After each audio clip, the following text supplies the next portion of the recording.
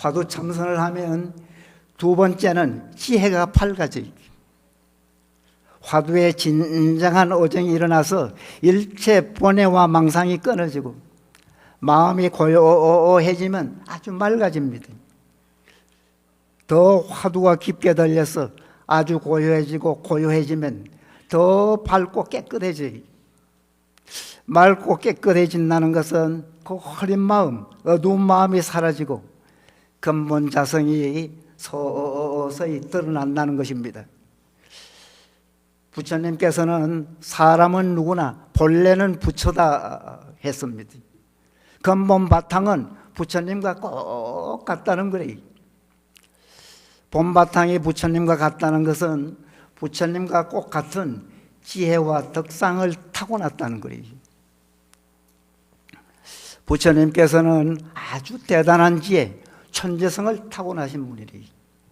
참 경전을 읽어보면 이런 분도 있구나, 이런 대단한 천재도 있구나, 그런 것이 느껴지는 분이 바로 부처님이래요. 누가 무슨 말을 묻든지 기다렸다는 뜻이 준비한 듯한 진리의 말을 설파하신 분이 바로 부처님입니다. 맑아지면 그 근본지혜, 그 천재성이 드러나요. 이 근본지혜를 밝히는 작업이 바로 참선이다 하겠습니다. 그 화두 참선이 좋다고 하는 것은 어떤 수행법보다도 가장 확실하게 분명하게 개발할 수 있기 때문에 그렇게 말씀을 합니다. 이 학문으로 얻은 지혜는 한정이 있고 그 배운 범위밖에 모릅니다.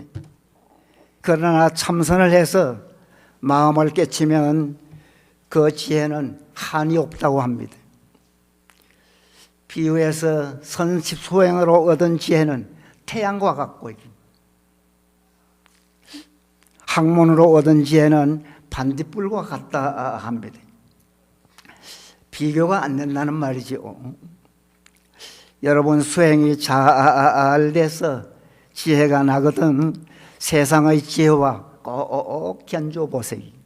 그러면 자기 스스로 놀랄 때가 있을 것입니다. 그래서 학문으로 배우고 안다고 까부는 사람 보고는 내가 아무리 안다고 까불어도 부처님 손바닥 아니다, 그런 말씀도 있지요. 이 비교가 안 된다는 거리.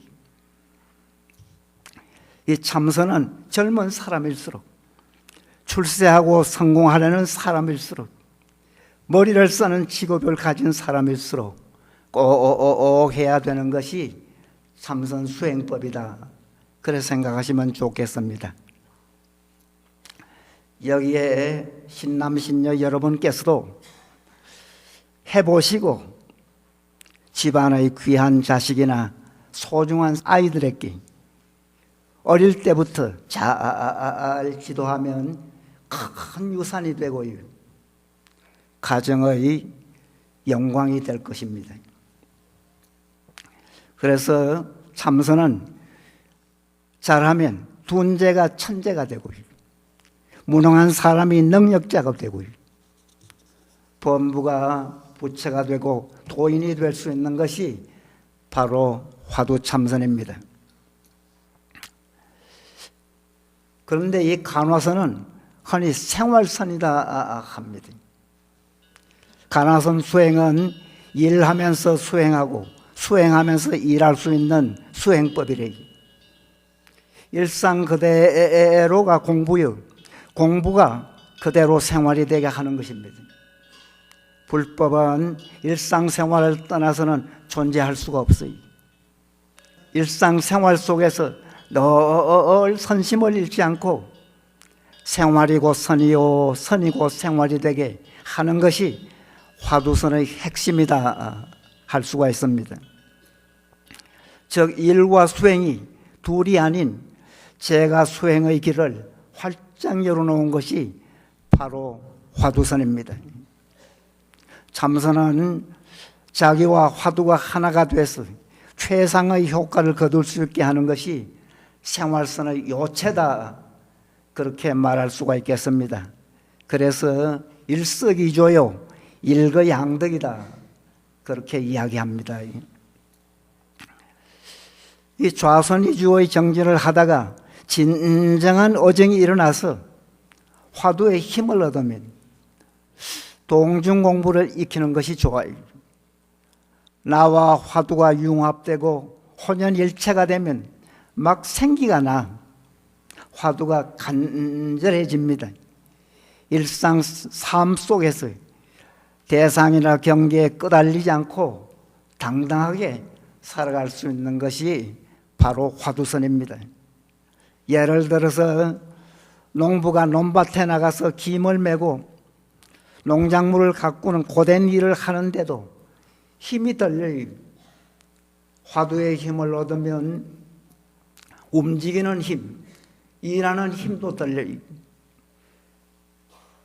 그래서 고되지 않고 수월하게 일할 수 있으며,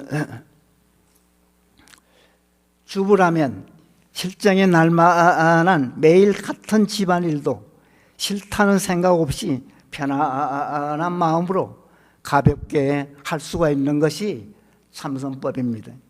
그런가 하면 노동자가 땀을 흘리며 공사일을 하면서도 화두를 놓치지 않고 필요한 줄 모르고 담담하게 여유를 가지고 할 수도 있습니다. 또한 직장인은 화두를 놓치지 않고 힘드는 줄 모르고 괴롭다는 것 생각도 없이 직장일을 할 수도 있습니다. 심지어 화두가 분명하게 들릴 때는 사고를 하고 무엇을 구상을 하면서도 화두를 변함없이 들어갈 수 있는 것이 참선법이다 하겠습니다. 일하면서 수행하는 수행법은 본내가 많고 졸음이 많으며 발심 못한 현대인에게는 아주 적당한 그런 수행법이라고 하겠습니다. 그런데 간화선사들이 화두가 잘 안 되는 이유 중에 하나는 동중수행이 결여되어 있기 때문에 오로지 좌선이주의 분위기 속에서 동중공부의 힘을 키우지 않고 안이한 정중공부에 빠져서 헤어나지 못하기 때문이다, 그렇게 이야기할 수가 있습니다. 넷째, 화두를 하면 건강이 좋아져요. 요즘은 100세 인생을 부르짖습니다. 앞으로는 100세뿐만 아니라 그 더 이상도 자연스럽게 사는 그런 시대가 오리라고 믿습니다. 근년에는 생활 수준이 높아지고 많이 개선돼서 장수와 건강에 대한 관심이 점점 높아지고 있습니다. 그 많이 쓰는 용어 중에서도 웰빙이다, 힐링이다, 심지어 웰다잉이다 라는 그런 말을 많이 쓰는데, 웰빙이란 뭐 잘 아시겠지만 안락하게 잘 사는 것을 말해요. 힐링이란 마음의 치유를 말합니다. 웰다잉이란 잘 살다가 안락하게 고통 없이 죽는 것을 말합니다. 이런 말의 중심에는 수행, 그 화두라는 말이 자리 잡고 있는 줄 꼭 아시기 바랍니다. 저 건강하기 위해서는 반드시 수행을 해야 한다, 마음을 닦아야 한다는 것입니다. 그럼 마음을 닦으면 어느 정도 하느냐? 화두에 진정한 어정이 일어나서 순일하게 들리면 마음이 아주 고요해지고 몸도 평안한 상태가 됩니다. 그러면 오묘한 그런 법열을 느낍니다. 그런 경계만 되면 건강은 자연스럽게 좋아집니다. 이런 경계에서는 우선 몸은 맑고 아주 가벼워지고, 그런 기분은 저절로 좋아집니다. 저 육체 깊은 곳에서 묘한 즐거움까지 느끼면 말로 글로 표현할 수 없는 그런 행복감을 느끼게 돼요. 이렇게 좋은 기분을 느끼고 행복을 느끼는 정도가 되면 웬만큼 안 좋던 건강도 어느 사이 좋아져요. 오장육부의 기능이 원만해지고 신진대사도 촉진이 됩니다. 이 선수행은 특히 신경계통의 병에 효과가 좋다는 정평이 있습니다. 이 정신병에는 화두에 집중이 되는 그런 경계만 되면 본격적으로 효과가 일어난다고 합니다. 예도론 말씀에 수행이 지극하면 노쇠해서 시들어가거나 병약한 사람도 고목에서 꽃이 피듯 건강을 되찾고 노화 방지도 되어 장수하게 된다고 했습니다. 건강하게 살아서 백세 인생을 바라고 그 인생에 진정한 행복과 보람을 느끼려면 수행을 잘 하시기 바랍니다. 옛날 스님 중에서는 100세 이상 사신 분들이 많았어요. 심지어 120세, 140세까지 사신 분도 있습니다. 그 당시 세상 사람들의 그 평균 나이는 한 30살에서 31살 정도, 그런 정도가 됐다고 합니다. 그래서 유독 스님들이 장수하는 분이 많으니 궁중에서 연구 대상이 되었다는 거예요. 결론은 수행자라니 건강하게 오래 사는 부러움의 대상이 됐다고 합니다. 고려 초 이야기인데 그때 이 오래 산다, 수행자라는 것이 최상이다, 그런 그 여론이 아주 비등했던가 봐요. 그래서 귀족들이나 왕족들이 많이 출가를 했답니다. 그래서 고려 초기에 불교가 융화할 수 있는 결정적인 그런 원인을 제공했다는 그런 이야기도 있습니다.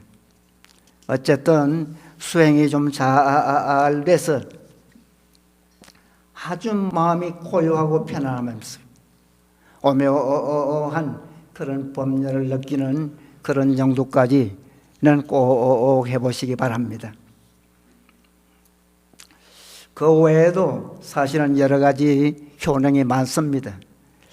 그러나 시간 관계상 다 말씀드릴 수가 없고 중요한 것 4가지로 요약을 해드렸습니다. 이런 효능도 따지고 보면 깨달음으로 가는 과정에서 느낄 수 있는 이익이다 하겠습니다. 화두는 구경에는 깨달음을 얻어서 인생의 가장 중요한 생사대사를 해결해서 대자유인이 될 수가 있는 것이 바로 화두 참선이다, 그렇게 보시면 좋겠습니다. 존경하는 사부대중 여러분, 새벽에 눈을 딱 뜨시자마시자 이 자신에게 물어보세요. 자네 청안한가? 매일 아침에 물어보세요. 청안하면 잘 사는 사람이고 청안하지 못하면 잘 못 사는 사람이다 생각하시면서 용맹정진 해보시기 바랍니다.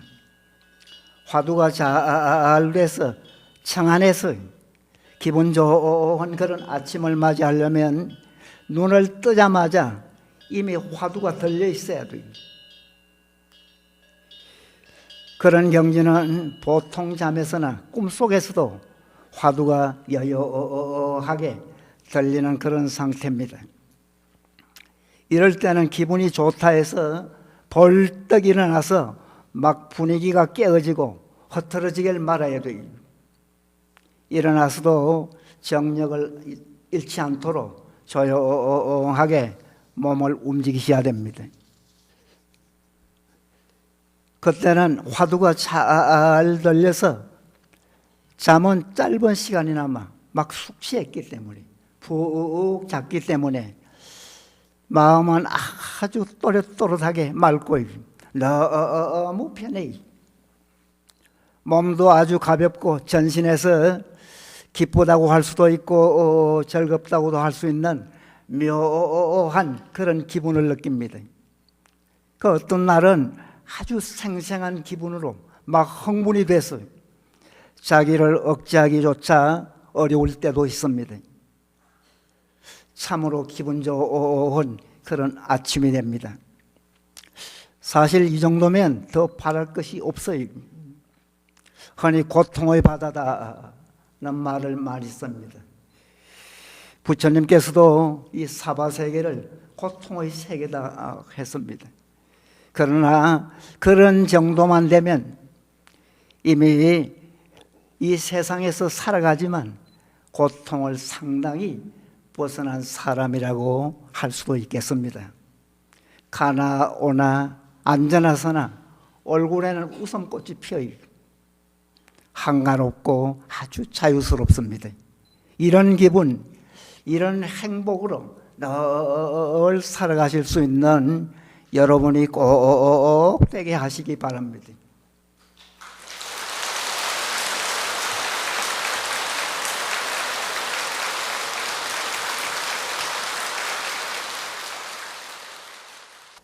그런 정도가 되면 여러분이 어디 사시든 가장 잘 산다, 가장 팔자가 좋은 분이다, 그런 말을 충분히 들을 수 있는 그런 사람이라고 할 수가 있겠습니다. 그러면 괴롭다, 어렵다는 그 마음 자체가 없어지. 누구를 미워하고 싫어하는 사람도 없어집니다. 뭐 화를 불끈불끈 내고 노여워할 일도 없어요. 시기와 질투하는 그 말을 들어본 적도 아득한 것 같아요. 어디서든 사물을 보든 무엇을 접하는 곳에서 마음이 늘 평안히, 더 깊어지면 부처님으로 보이기. 복잡하고 다단한 곳이든 어렵고 괴로운 곳이든 아수라장에서도 한가롭고 아주 여유만만합니다. 그래서 삼라만상 두두물물이 조사의 뜻 아닌 게 없다고 합니다. 직장일도 실정이 날만한 일이나 신경 쓸 일을 하면서도 편안한 마음으로 담담하게 기분 좋게 할 수 있어요. 편안한 마음으로 담담하게 기분 좋게 한다는 것은 이건 예사스러운 일이 아니래. 노동일 같은 그 힘든 일도 괴로운 일을 하면서도 실현 기색이 없이 즐거운 마음으로 할 수 있어요. 사는 곳이 건물이 작고 낡고 답답해서 아주 궁색해 보이고 불편해 보이는 그런 곳이라도 가족끼리 오손도손 서로 존중하고 서로 사랑하면서 화목하게 그래 살아가게 됩니다. 그러니 정토가 예 아닌가 할 수도 있는 그런 환경이 됩니다. 그렇게 사는 분은 일체 본래 티끌에 물들지 않는다면 심성은 저절로 보게 돼. 일체의 사유심을 일으키지 않는 것이 선지식이요. 일체 망념을 자제할 줄 아는 사람이 바로 그분이 부처래기. 이러한 생멸하는 생각이 완전히 없어지는 것을 해탈이라 할 수가 있겠습니다. 그래서 화두참선자는 마지막 숨이 딸깍 거치는 순간까지 정안하게 사시다가 생사를 자제하는 모습을 보이면서 호탕하게 웃으면서 가기도 합니다. 여러분께서도 참으로 멋진 인생을 정말 화려하게 잘 사시기 바랍니다. 여러분의 인생의 참 행복과 보람을 화두참고에서 꼭 느껴보시기 바랍니다. 위 없는 보리돌을 구하고자 한다면 화두 일구에 목숨을 걸어보라. 몸과 마음까지 잊어버린 곳에 이르면 참 부처가 여여하게 자색 광명 비추리라.